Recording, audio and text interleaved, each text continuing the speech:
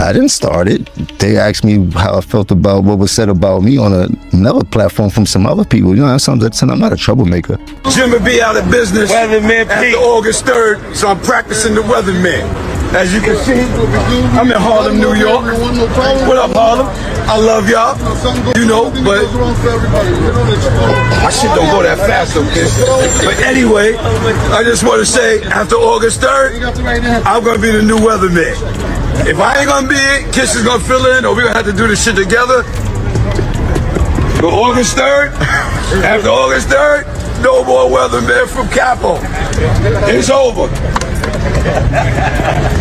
All you gotta do is pull up here. You know, you wanna join me? Pull up and join me. You know what I'm saying? Pull right up here and you can join me. I'm on live. Yeah, talk that shit. Yeah. We're here, baby. Pull up. Know what's up? 211, never here. Know what's up, y'all? You know what I mean?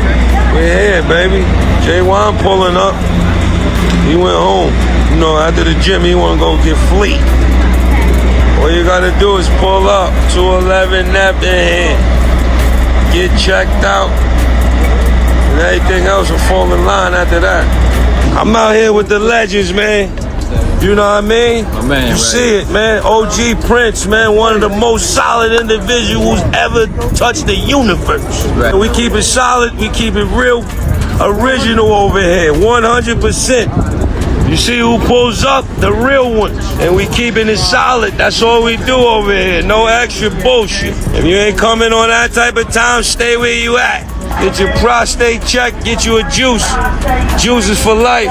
One of the worst reality checks hip-hop has ever seen was this one. It was violent as well as hilarious when Jadakiss and Styles P attacked Jim Jones live on television. Following the fight between Dipset and Locks Verzuz, the Harlem rapper attempted some. However, what started off as a pleasant argument descended into a verbal assault that left the entire culture laughing and reminded of why the Locks are treated with such reverence on the streets of New York. Let's go back to the notorious night that Verzuz was the target of the battle between Dipset and the Locks. Flash versus Bars. Harlem versus Yonkers. It was meant to be legendary. It was hailed by fans as one of the best displays of New York rap pride in history, but it quickly became ugly after the microphones were turned on. The Locks didn't show up. They arrived with stage presence, breath control, and accuracy. The crowd was going crazy thanks to Styles P's unadulterated grit and Jadakiss's freewheeling enthusiasm. Dipset, however, appeared disoriented as they argued, rapped over backing tracks, and relied more on jewelry and nostalgia than on live performance. Jim Jones, Styles P, let's talk about it. Verzuz started out as how much body of work you got, how many dope-ass singles you got, right? Then it grew and progressed into having levels to this shit. It's sort of like boxing. You think you're gonna mash somebody the out until them lights come on, it's a different story. Styles P said, I'm a barsmith. It's levels to this shit. Meaning, look, I can go on my bag with singles, but I can also go on my bags with body and shit, as far as freestyles. Can Jim Jones do that? Maybe he can. Have people seen Jim Jones do that? No, they haven't. Because like I said, once you get under them bright lights, like a boxer, it's a different story. The moment Jadakiss took over the entire event with his Who Shot Ya freestyle was the pivotal moment. We in New York, man, this is real rap, he said, and the audience exploded. There, you could feel Jim Jones's self-assurance wane. It was too late when the Dipset crew attempted to reply with hits. In front of the entire civilization, they were outclassed. Following all of that humiliation, Jim Jones attempted to do what he does best, which is to talk his way out of it. We weren't prepared like them, he said when he appeared on a radio show a few days later, in an attempt to explain the loss. They practiced. We only came to enjoy ourselves. Fans, as well as Styles P and Jadakiss, who happened to call into that same radio broadcast while Jim was speaking, weren't buying it though. The actual humiliation started at that point. Ain't no excuses. Bro, Jadakiss stated as he hopped on the line. You were cooked. We arrived at work, you all arrived to pose. There was a brief silence in the studio. Not even the host was able to contain it. Y'all Harlem dudes had matching outfits, but forgot the lyrics, Styles P remarked with a giggle. Jim was the only one who didn't laugh. He tried to remain composed by claiming it was friendly competition. But by that point, the damage had been done, and you could sense the frustration in his voice. Jim Jones. Yeah. You know, yeah, he's been in a few fights. Has he won any? I believe so. Oh, really? Which one? They say he beat up his baby mama, something like that? Nah, he beat up dude at the restaurant. For the cook? Let me see. I don't even think he's from Harlem, tell you the truth. You don't think he's from Harlem? Nope.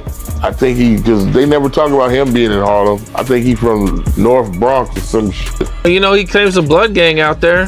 Britney Spears claims a blood gang. And You see, the tone of that on-air moment was just as rude as the words spoken. Styles P and Jadakiss did not approach Jim as adversaries. They reminded him that he had been detected sliding, and they arrived like older brothers. That intensified the impact. No one was shouting, they weren't using profanity. With every remark, they exuded confidence, calmness, and surgicality. You guys thought this was a fashion show, Jadakiss informed him. We believed it to be hip-hop. That very statement turned into a legend. It was transformed by social media into phrases, reaction videos, and memes that are still in use today. We had the bigger hits, though was Jim's attempt to retort, but it was unsuccessful. In response, Styles P said right away, "Bro, you can't out-hit bars. You cannot overcome adversity by dressing up." It was chilly. Jim's attempts to speak were met with resistance by the Lox pair. It was evident that they were protecting the art of rap, not just themselves. Mace need to go on a diet. He need to get his life together. He needs to go to the doctor and get a physical. He looked terrible, bad body, back ass. It looked big around the neck. Waist looked crazy. I'm body shaming this. You heard? He need to go get his together, get on the treadmill, do some push-ups, do something. You heard? Especially for playing with me. That day, fans went crazy in the comments. Comments such as Jim was humbled twice were being made. On stage once, and on the air once, Dipset made New York look soft. Some added, the hunger returned thanks to the Lox. And they weren't lying, really. For both groups, that combat at Verzuz turned out to be pivotal. It represented a rebirth for the Lox. Overnight, Jadakiss rose to fame, and Styles P showed everyone why he is regarded as one of the game's most revered MCs. It made the distinction between authenticity and image clear to Jim Jones and Dips. The issue with Jim Jones, you see, is that he consistently prioritized style over content. Fashion, flash, and conversation are all hallmarks of Harlem's flair. However, the flash does not save you when it comes to pure skill. After years of devotion, dedication, and chemistry, the Lox emerged. Dipset brought with it nostalgia and egos. The LOX left with more than a victory because of this. They left with the respect of the culture. Following that humiliation on the radio, Jim made an effort to make amends. He wrote, "It's all love." In an Instagram post, either way, New York prevailed. But that was damage control. As everyone understood, his subsequent interviews showed the hurt, saying things like, "I could outwork him in the gym, but not on stage." He began to subtly make fun of Jadakiss, but it only made him appear worse. Watching a bitter loser attempt to move the goalpost was like that. Even admirers of Dipset were forced to acknowledge it at that point. They were smashed by the Lox, and Jim's dignity was still recovering. I think Jim was trolling. So I don't have much to say about it because I don't believe that Jim Jones believes that he's a better rapper than Nas, Pusha T, and Styles P. Yeah. I think he's an icon in terms of the fashion culturally, shit. all And that. yeah, but we got to stop the train at somewhere. Nas is a good place to stop that train. Nas is a great place to stop that train for anybody. Yeah. When you start naming specific people, I'm not mad at that. It feels weird to me. Also, he doesn't have more Billboard entries than Nas. That's the other I thing. didn't check it. He does. I saw some people fact checking. He don't. He does not, and it's not particularly close. Yeah, it's not. He doesn't have a bigger listening base. I wouldn't have thought it was close, but again, I didn't check it. It's not close, and even if you remove features, even if you get rid of still features, not close. It's just not close. I mean, you look at Spotify. Nas has 9 million followers. I think Jim has like 850,000. I mean, the traditional metric. You look at Grammys. I don't think they're on the same planet. I don't think that they should be debating that. See, and that's why it's smart for Jim to insert himself in these conversations. Styles P's transformation of the entire situation into content gold was what made it even more amusing. He then made fun of Jim Jones' continued attempts to rewrite the story on his own podcast. "Ain't no spitting the truth, bruh," Styles remarked. "You were cooked. It's all right. Move on after taking your L." His composed, self-assured, and even amused tone only made the humiliation worse. He also made a joke about how Harlem had Prada, we had pressure. It became viral on the internet. Jim was playing checkers, and Jadakiss continued to play chess. He stopped discussing Jim altogether. He simply continued to sell out events all across the nation, perform, and drop free. When you're getting paid for victory laps and your opponent is still explaining himself, you know you won. Other rappers began to weigh in, which only made Jim's situation worse. On Live, Maze made a joke about it, stating, "Hey, I told Jim the Lox different. It's battle rap versus fitness rap." In an interview, Fat Joe even chuckled when he referred to Jadakiss as the General of New York. Jim could see someone reminding him of that. Night everywhere he looked, no matter what he did, people would constantly bring up that one L, so it became a part of who he was. Jim Jones now wasn't even a debate. Nas is a legend. Nas put in work.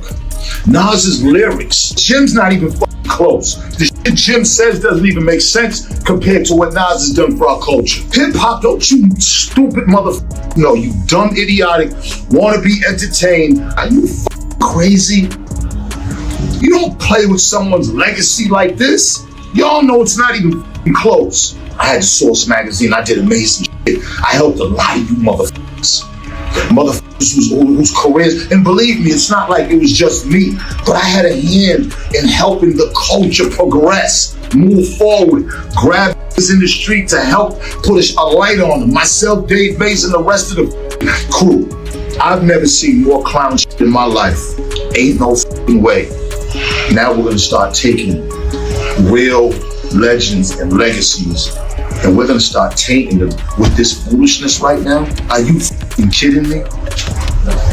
Ain't no fucking way. Ain't no way. You can't play with legacies like that. You can't play with Nas's name and his body of work like that. Everybody knows that Jim Jones catalog ain't got nothing to do with Nas. Why are we even entertaining that? Jim is more relevant than Nas now. Get the fuck out of here with that, man. This shit right here got y'all fucked up. Go listen to Nas, or even go listen to Jim. Music is to be listened to, not to be talked about. This is the most disrespectful, one of the most disrespectful shit that's happened to our culture is how much attention this Jim Jones and Nas shit is getting. What was most painful was that Jim always aspired to the same level of respect as Styles P and Jadakiss. He wants to be perceived as a true MC rather than merely a hustler or hype man. However, it's challenging to restore that reputation after being demolished on the international scene. Even if you release 10 mixtapes, the audience will always remember that mic check moment. Jim continued to try to change the story even months later. He implied that the Lox practiced too much, asserted that Dipset had a larger library, and promised to rematch under better circumstances. However, because brilliance involves preparation, they didn't care. Dipset arrived prepared to pose, and the Lox arrived ready to perform. That is the distinction between comfort and craftsmanship. Clips of that battle reappear online every few months, and the comment sections erupt once more. While continuing to make fun of Jim, younger fans who are not even raised with Dipset are now referring to Jadakiss and Styles as legends. This humiliation went that far. It went across generations. And what's poetry about it? Jim Jones tried to prove he was a true New Yorker for years. However, he was shown what authentic New York rap still looks like by two Yonkers veterans. It's one of the most disrespectful shit that's happened to our culture. But I'm sure y'all will find some other stupid shit to pay attention to fuck our legacy, to fuck our culture up, while the powers that be and the motherfuckers that's holding the strings are steady laughing at us, disrespecting us while they on their yachts and mega mansions. They give us the crumbs, and what happens? We want to flex on each other. Y'all done really let this motherfucking device take over y'all souls, y'all spirits, y'all's minds. This thing controls everything y'all think, y'all say, and y'all do. Now, do you think God wanted it like that? And y'all can't even help it. Y'all run to this and you stay on it all fucking day and entertain bull. Y'all need to be ashamed of yourself for even entertaining this Nas and Jim shit. Ashamed. But this is what a good example, and I want y'all to hear me, a good example of what social media is doing. Social media can take anybody who ain't shit and put them against somebody who's one of the greatest orators, speakers, rappers, men in our time. And y'all think that's cool? Y'all think that shit's like fly? Y'all done lost it, bro. Y'all done lost the essence of what life is about, of what being black is about. They're winning. Get the f*** out of here. What transpired between Jim Jones and the Lox ultimately went beyond a simple rap feud. A cultural check was conducted. Jim wasn't simply humbled by Jadakiss and Styles P. They brought down a whole way of thinking that has been permeating hip-hop for years. The notion that followers, flash, and style are more important than talent, planning, and decency. Jadakiss wasn't merely making fun of Dipset when he remarked, Y'all rapping over your own vocals? If you think about it, he was criticizing a whole generation of artists who had lost interest in their work. Fans adored that moment because of this. The old New York seems to have finally woken up the new one. Additionally, Jim was the spokesperson for that wake-up call. You could see that even Jim's movements changed after that. He started putting more of an emphasis on his career, renouncing his tough guy reputation, and attempting to reinvent himself as a hip-hop grown man. However, he is still haunted by that shadow, that night, and that embarrassing moment on television. People simply bring up the locks whenever he attempts to act superior or speak slickly. It seems as though his entire reputation was reset that night. Although Jadakiss and Styles didn't intend to ruin him, they revealed the truth, which is what true artists do. Furthermore, truth is more powerful in hip-hop than any trash tune. Chemistry cannot be simulated. You can't pretend to regulate your breath. Furthermore, it is impossible to falsify Herod. Icons are distinguished from imitators by this, because they reminded everyone what sincerity sounds like, not because they were getting old or nostalgic. The Locks left that Verzuz as unquestionable legends. However, Jim Jones left with the realization that not everyone respects celebrities. The real ones will expose you if you don't master your profession, even if you have money, clothes, and cameras. Therefore, the contempt was genuine, but the lesson was the same. In addition to clowning Jim Jones, Jadakiss and Styles P served as a reminder to the public that bars are important regardless of how the game changes. As a result, years later, people continued to discuss it as if it had just occurred. Because humiliation wasn't the point of that moment. It had to do with rectification. That war wasn't won by the Locks alone. They brought hip-hop back into equilibrium. Two veterans demonstrated that true skill endures in a world full of filters and phony flexing. And that story will always include Jim Jones. Two of the greatest to ever do it, humiliated the man on the microphone,